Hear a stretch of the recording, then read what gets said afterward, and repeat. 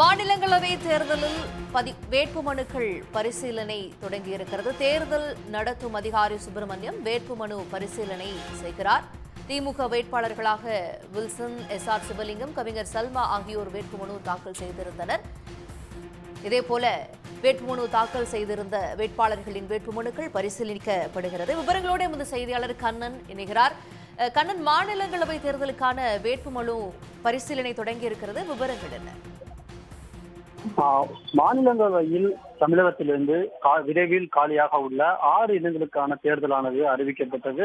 இதற்கான வேட்புமனு தாக்கல் தொடங்கி நேற்று நிறைவு பெற்ற நிலையில் இன்றைய தினம் வேட்புமனுக்களானது பரிசீலனை தற்போது தேர்தல் நடத்தும் அதிகாரி சுப்பிரமணியன் முன்னிலையில் தொடங்கியுள்ளது. குறிப்பாக பார்த்தோம் என்றால் திமுக சார்பில் வில்சன், கவிஞர் சல்மா, சிவலிங்கம் ஆகியோரும், திமுக கூட்டணி சார்பில் மக்கள் நீதி மைய தலைவர் கமலஹாசன் ஆகியோரும் வேட்புமனு தாக்கல் செய்திருந்தனர்.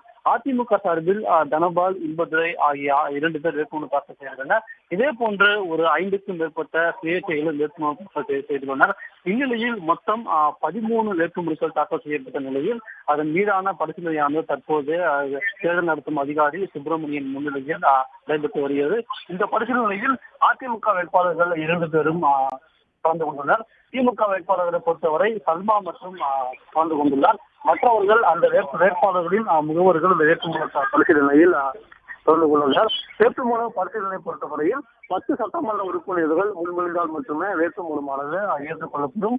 இதன்படி பார்த்தால் மற்ற சுயேட்சை வேட்பாளர்கள் அனைத்து வேட்புமனுக்களும் நிராகரிக்கப்படும்.